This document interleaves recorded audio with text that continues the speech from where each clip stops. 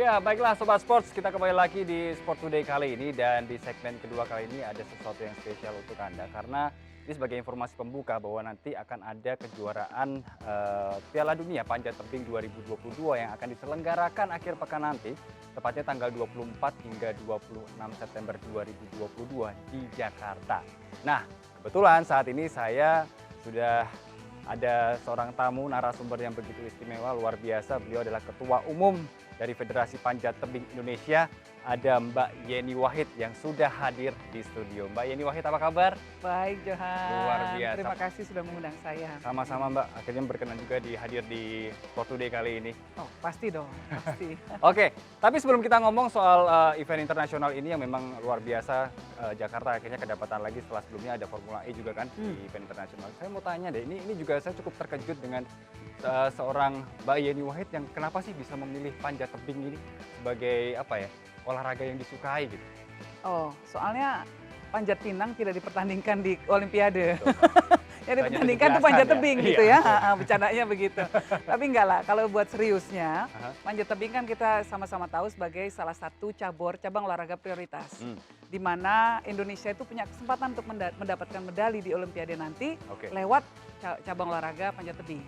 Karena itu harus dibantu, harus didukung semaksimal mungkin agar prestasi dari para atlet bisa tambah moncer, gitu kira-kira. Gitu ya. Dan sekaligus juga beberapa tahun terakhir kalau kita tarik mundur, memang prestasi dari atlet-atlet yang ada di cabang olahraga panjat tebing kali ini memang sungguh luar biasa masifnya ya untuk kalau kita ngomong soal prestasinya ya Mbak ya. Alhamdulillah. Alhamdulillah. Berkat doanya dari seluruh masyarakat Indonesia. Berkat doa dan juga sang ketua umum nih yang tampaknya begitu serius membina para atlet dan akhirnya mereka bisa output yang dikeluarkan dengan prestasi-prestasi yang luar biasa dan juga nanti akan ada event internasional yang akan diselenggarakan di Jakarta. Ini saya mau nanya strategi apa sih sebagai seorang ketua umum bisa begitu seriusnya mengembangkan cabang olahraga yang memang kalau dikenal di Indonesia masih kurang populer nih Mbak? Betul, betul. Kita yang paling utama tuh kita menggunakan pendekatan sport science. Jadi memang harus ada metode ya, yang jelas berdasarkan data. Nah, kebetulan salah satu pengurus kita memang doktornya, gelar doktornya dari Amerika itu dalam bidang sport science. Jadi disusun lah, kita menyusun roadmap. Ya, menyusun roadmap bagaimana membina para atlet gitu ya. Lalu kemudian kita melakukan pembinaan tuh di jangka pendek, jangka menengah, jangka panjang. Nah, jangka pendek tentunya atlet terutama yang di pelatnas gitu ya, dipastikan bahwa gizinya baik, istirahatnya cukup, mentalnya tangguh, didampingi oleh psikolog, lalu dokter juga siap kalau cedera dan lain sebagainya. Jadi investasinya banyak sama buat para atlet ini. Lalu kita juga memastikan coachnya juga bagus. Nah, pelatihnya juga bagus. Nah, lalu jangka menengahnya kita ikutkan di berbagai pertandingan, baik dalam negeri maupun luar negeri. Mahal sedikit, tetapi dengan mendapatkan exposure, mendapatkan pengalaman tanding di luar negeri, mereka makin terasah kemampuannya. Nah, pembinaan jangka panjang yang kita lakukan adalah kita membuat kejuaraan-kejuaraan kelompok umur. Mulai dari umur 11 tahun, itu sudah ikut perlombaan. Nah, dari situ akan ada bibit-bibit baru. Kira-kira begitu, panjang jadinya. Panjang ya. Tapi kalau ngomongin soal exposure nih, panjat tebing, bagaimana cara meningkatkan exposure panjat tebing sebagai olahraga yang memang ini menjadi salah satu program dari Mbak Yeni Wahid sendiri sebagai seorang ketua umum untuk bisa lebih populer lagi di mata bangsa Indonesia sendiri. Iya, jadi memang panjat tebing ini sebetulnya adalah salah satu cabang ekstrim sports yang cukup diminati anak muda sekarang. Anak muda kan sekarang maunya ekstrim-ekstrim gitu kan. Nah, jadi kita juga menggayat beberapa selebriti untuk masuk dalam kepengurusan kita. Lalu kita aktif ke roadshow dan kemudian ke komunitas-komunitas tentunya. Lalu juga pasti yang paling penting adalah dukungan dari media. Jadi Johan, saya terima kasih sekali udah diundang malam ini. Biar makin tahu nih soal panjat tebing. Betul sekali, apalagi kalau kita ngomongin soal atlet berprestasi kan luar biasa Indonesia, apalagi dari panjat tebing kali ini ya Mbak. Betul. Nah, yang penting kampus ya. Kampus ya, dimulai dari kampus berarti. Pusat pendidikan ya, dan SMA gitu ya, kan rata-rata sudah punya fasilitas. Nah, gimana caranya supaya lebih maksimum, bisa lebih diintensifkan lagi. Wow, luar biasa. Harapan kita setelah ini deh kejuaraan dunia, kan nanti orang semua tahu. Nah, nanti terutama kepala-kepala daerah bisa melakukan pembinaan daerah masing-masing. Betul. Dan ini dari cabang olahraga panjat tebing sendiri kan juga sudah masuk dalam program desain besar olahraga nasional ya. Betul. Berarti memang mau tidak mau kita juga harus meningkatkan exposure itu. Kemudian juga bagaimana prestasi yang akhirnya itu juga menjadi sebuah bukti bahwa atlet-atlet Indonesia atau calon-calon atlet yang nantinya akan dikembangkan bisa lebih berpotensi lebih baik lagi di masa kedepannya, Mbak ya. Betul, betul. Dan memang pemerintah kan dengan desain besar olahraga nasional itu, mereka memang menetapkan beberapa kampus yang dipilih sebagai pusat-pusat pelatihannya. Oke. Nah, tentunya salah satu kampusnya itu kampusnya Katibin. Katibin itu salah satu atlet andalan kita yang kemarin menyabet atau memecahkan rekor dunia. Betul, di Romal Katibin ya. Jadi Katibin ini sekarang adalah atlet yang paling cepat untuk kategori speed putra. Oke. Jadi dia memanjat dinding 15 meter selama 5 detik. 5 detik. Dan ini rekor dia yang dia pecahkan berkali-kali. Wow. Di Salt Lake City dia pecahkan, di Chamonix terakhir juga dia pecahkan gitu. Jadi terus-terusan ini. Nah, kita harap di Jakarta nanti akan lebih pecah lagi. Akan lebih pecah lagi. Nah, ini kita ngomongin soal Jakarta. Tadi sudah disinggung sama Mbak Yeni Wahid tentang kejuaraan Piala Dunia yang akan diselenggarakan di Jakarta. Tadinya tempatnya akan di Kemayoran, tapi kali ini dipindah ke SCBD Park ya, di lot 16-17 tanggal 24 sampai 26 September nanti. Betul. Sejauh ini kan kurang beberapa hari lagi nih Mbak. Persiapannya sejauh ini sudah sampai mana Mbak? Alhamdulillah ya sekitar 90%-an lah sudah ini semua fasilitas untuk memanjat dan lain sebagainya, fasilitas penyelenggaraan acara juga sudah berjalan. Lalu beberapa official dari luar negeri gitu ya sudah mulai datang. Beberapa atlet luar negeri juga sudah mulai datang. Oke. Dan mereka mau ngintip-ngintip, mau latihan bareng atlet kita. Jadi kita agak was-was juga nih. Agak mereka tahu bahwa atlet kita yang sekarang paling juara gitu ya. Di Romal Katibin itu menjadi perwakilan yang luar biasa, pemecah rekor yang memang 5 detik tadi Mbak Yeni Wahid bilang. Dan ada, kalau saya lihat di sini ada total 197 atlet, 27 negara yang hadir. Iya, betul. Terus kemudian nanti untuk atlet tuan rumah kita sendiri ada 42 atlet. Betul. Itu nanti dibagi dalam kategori dua kategori, ada dari kategori speed dan juga kategori lead ya. Kategori lead. Kategori lead. Dan yang menjadi unggulan kita di speed. Speed itu kita mengirimkan 20 atlet, lead itu 22 atlet. Okay. Nah, kalau speed itu kategori speed kita memang unggul. Kita selalu 3 besar. Selalu kita menyabet, bahkan kejuaraan di Seoul Korea kemarin. Itu podium kita semua, 1, 2, 3 kita sabet semua. Oh, luar biasa. Itu, cuma yang nggak boleh takabur, nggak boleh sombong, karena kita menghadapi tantangan berat nih dari tim Cina. Betul. Nah, tim Cina udah datang dari kemarin, dari minggu kemarin udah datang. Oh, mereka sudah ngintip-ngintip. Supaya sudah iya. Nah, tapi nggak apa-apa, nanti kita intip balik. Karena tim Cina juga saat ini memang cukup kuat. Di beberapa kejuaraan kayak di Chamonix di Perancis mereka mengalahkan tim kita. Walaupun Katibin memecahkan rekor dunianya, tapi yang menang medali emasnya tetap tim Cina. Ya. Nah, jadi kita saling intip-intipan nih sama mereka ceritanya nih. Wow, ini paling saling screening satu sama lain. Kalau Iya. saya boleh gambarkan di sini tim Cina ada seorang Long Jinbao ya. Long Jinbao, yang ya. menjadi andalan mereka. Betul, untuk kategori speed sendiri. Nah, kalau untuk Indonesia selain dari Kiromal Katibin yang sebagai pemecah rekor, ada siapa lagi nih Mbak? Ada Frederick Leonardo. Frederick Leonardo ini secara klasemen, dia memimpin klasemen sekarang. Jadi Long Jinbao juga masih kalah. Jadi di poinnya paling banyak nih Frederick. Dan dia memang konstan. Memang rekornya dipegang si Katibin, tapi medali emasnya atau medalinya biasanya dipegang si Frederick. Nggak tahu itu antara mereka berdua itu gimana itu. Itu saingan paling kuat ya dua orang itu ya berarti. Iya, selalu suka begitu. Jadi mereka juga sangat akrab gitu ya. Teman juga kalau di lapangan ya saling menyemangati, tapi juga saling bersaing untuk memberikan yang terbaik buat Ibu Pertiwi. Oke, luar biasa.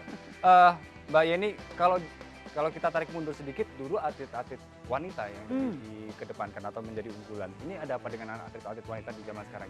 Kenapa justru atlet dari pria yang justru unggul? Ya, dulu kita pernah punya salah satu legend kita namanya Aris Susanti yang menang di kejuaraan di Xiamen di Cina. Ya, di sana dia menjadi juara dan memecahkan rekor dunia untuk perempuan gitu. Nah, tetapi sekarang Aris sudah pensiun, nikah, punya anak, jadi terus pensiun. Dan menjadi pelatih sekarang. Nah, tetapi adik-adiknya bukan berarti kalah dari dia. Bahkan catatan rekornya Aris, waktu yang dipecahkan Aris, sudah dipecahkan oleh adik-adiknya sekarang. Oleh atlet-atlet yang mungkin lebih junior dari dia. Nah, tetapi masalahnya lawannya juga lebih cepat sekarang. Nah, tapi atlet perempuan kita bukannya jelek, sama sekali tidak. Karena mereka peringkat 3 dan 4 dunia loh ini. peringkat 3 dan 4. Kita punya andalan namanya Desakrita dari Bali, lalu ada Salsabila, itu juga sama tuh. Mereka konstan improvementnya ya, terus perbaikan waktunya terus. Jadi saya rasa ke depan sih kita nggak khawatir dan semoga nanti di Olimpiade dua-duanya dari pria dan wanita, dua-duanya kita bisa mendapatkan medali. Oke. Target untuk Olimpiade 2024 apa nih? Target harus emas. Tetap emas. Ya, itu di kategori tapi takdir pria? mengatakan apa nggak tahu, tapi target harus emas. Nah teman-teman adik-adik kita semua ini kita push, kita kasih motivasi gitu. Kadang-kadang ya perlu dikasih insentif juga gitu. Betul. Kan. Ya. Oke. Kalau di tahun 2022 ini kan akan ditutup nanti di Jepang dan itu pasti akan dari pengumpulan poin. Leonardo saat ini masih menjadi pemuncak klasemen ibaratnya ya. Ya. Terus kemudian juga ada Kiromal Katibin di situ. Nomor 2. Fedrik nomor 1, Katibin nomor 2. Wow, berarti puncaknya Indonesia nomor peringkat 2-nya adalah Indonesia pula. Betul. Luar biasa. Top ya. Itu untuk kategori speed. Oke. Nah, kategori lead memang masih belum secemerlang kategori speed, tetapi kita sudah mulai ada improvement besar. Ya. Jadi kalau beberapa tahun yang lalu, untuk lead itu atlet kita mungkin peringkat 100 dunia. Sekarang sudah 40-an. Oke. Jadi ya lumayan lah gitu, ada atlet Aceh namanya Musawir. Ya, baik. jadi lumayan lah, ini udah mulai gitu ya, pelan-pelan. Memang kalau lead itu agak panjang pembinaannya, karena tidak melibatkan atlet saja. Tapi melibatkan prasarananya. Prasarananya salah satu adalah pembuat jalur. Ya. Pembuat jalur yang akan mereka lalui. Nah, kita itu harus melatih para pembuat jalur agar bisa membuat jalur-jalur yang cukup menantang bagi para atlet supaya mereka latihannya juga menantang. Sehingga ketika kemudian kompetisi sudah terbiasa dengan jalur-jalur yang menantang. Nah, jalur ini memang butuh sedikit kreativitas, butuh inovasi dan lain sebagainya. Dan juga butuh investasi. Karena yang namanya poin-poinnya itu yang dipakai, itu selalu diperbaharui. Agak mahal sedikit. Betul. Nah, tetapi para pembuat jalur ini juga kita kirim ke luar negeri untuk belajar. Terus-menerus membuat jalur. Kendalanya salah satunya memang di bahasa. Jadi kita mulai dari mengkursuskan bahasa Inggris. Oke. Hakim, ya juri, dan pembuat jalur ya, judges ini sama route setter namanya. Itu kita kursuskan bahasa Inggris, kemudian kita kirim ke luar negeri, belajar, magang, dan lain sebagainya. Supaya bisa pulang, bikin jalur. Nah, atletnya bisa belajar bisa memanjat dengan berbagai macam konfigurasi yang menantang. Oke. Bisa terasa jadinya. Bisa terasa. Dan itu nanti juga akan dikhususkan, ditargetkan untuk Olimpiade Paris nanti? Nah, Olimpiade Paris kita belum target ke sana, Olimpiade Los Angeles. Khusus untuk lead ya. Ya, kita untuk Olimpiade Paris ya main aja kalau bisa tanding, karena tergantung ininya juga kan bisa masuk kualifikasi atau tidak kan. Oke.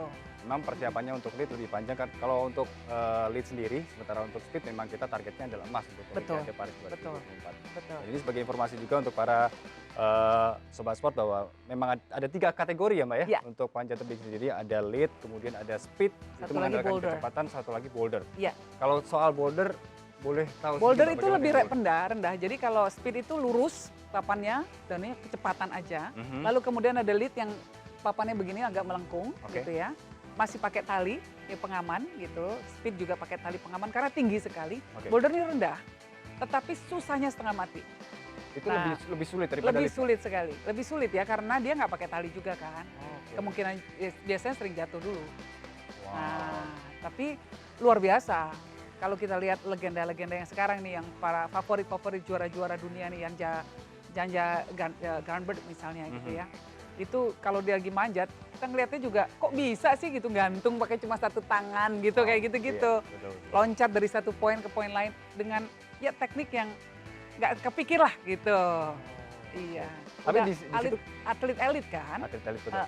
Tapi untuk Indonesia sendiri untuk boulder dan itu memang masih dalam tahap pengembangan. Masih pengembangan. Itu masih butuh waktu. Masih butuh waktu. Oke, baik.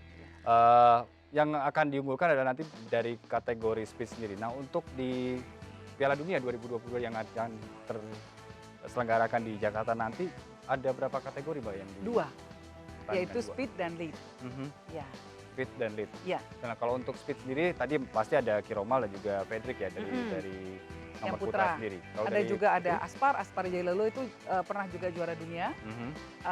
Tapi kemarin dia sempat cedera, jadi absen selama setahun lebih. Nah, sekarang sudah mulai healing. Nah, kemarin di Prancis dia sempat naik tuh. Malah dapat perunggu. Ya. Nah, ketika Fedrik sama Katibin agak kepleset. Malah Aspar. Jadi the comeback kid. Anak yang kembali lagi gitu setelah ini lama gitu ya, setelah absen lama. Pemulihan, Lumayan betul. lah atlet DKI ini. Oke. Dari nomor speed sendiri tadi yang menjadi pesaing kuat ada dari Cina, ada Long Jimbo, ada pesaing kuat lainnya yang memang menjadi concern bagi FPTI sendiri? Yang lain, saya rasa Cina yang kita waspadai banget itu Cina saat ini.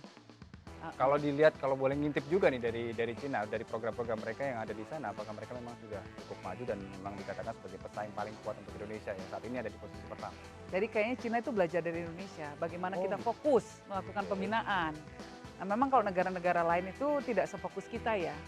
Jadi mungkin atletnya ya latihan sendiri, nggak ada pelatnasnya, tidak ada investasi lah terhadap atlet gitu ya. Nah kalau kita kan terus kadang-kadang juga kalau pergi kemana-mana ini sendiri, kalau kita kan federasi ngurusin semua nih. Ya.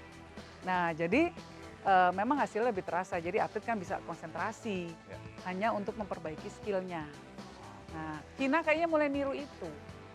Oke. Ya kelihatan jadinya hasilnya gitu. Oh, baik. Iya. Ada kesulitan atau ada tantangan tersendiri nggak sih bagi Mbak Yeni Wahid yang saat ini menjadi ketua umum periodenya 2019 sampai 2023 nanti ya? Ada waktu kurang lebih 4 tahun untuk bisa mempersiapkan atlet-atlet, kemudian nanti 2024 menyiapkan mereka semua menuju Olimpiade Paris ini. Ada tantangannya nggak sih, Mbak? Kesulitan? Tantangannya pasti banyak ya, yang kita mau kan banyak, prasarana olahraga juga belum banyak, lalu kemudian yang kualitasnya standar dunia juga masih sangat terbatas. Ya, jadi pasti gemes kan, kita kepengennya sih ada di semua daerah, di semua kampus, lalu kemudian kita bisa lebih memfasilitasi banyak kejuaraan-kejuaraan, pastilah sama dengan cabur-cabur lainnya. Baik. Tapi ya kita berusahalah dengan semampu kita. Betul sekali. Semangat terus pokoknya buat kerjanya Mbak Yeni Wahid, dan karena juga berhubung waktu kita yang semakin sedikit, sudah mepet kali ini, ada hal-hal yang ingin disampaikan kepada Sobat Sport Mbak Yeni Wahid tentang panjat tebing ini? Iya, saya ingin mengajak semua Sobat Sport untuk ikut mensukseskan acara kejuaraan dunia panjat tebing yang akan berlangsung tanggal 24 sampai 26 September 2022 di Lot 16 SCBD nanti. Nah ini acara terbuka untuk umum, monggo silakan datang semua, ajak saudaranya, adiknya, kakaknya, ponakannya bahkan yang mau tertarik. Di sana juga ada area fun climb, jadi untuk keluarga bisa terlibat, anak kecil pun bisa terlibat. Tapi intinya kami mohon doa dari seluruh masyarakat Indonesia agar atlet-atlet kita dimudahkan jalannya, acaranya bisa sukses dan Indonesia bisa lebih harum lagi namanya. Amin. Pokoknya doa yang terbaik, semoga dilancarkan event internasionalnya dan juga targetnya bisa tercapai. Terima kasih untuk waktunya.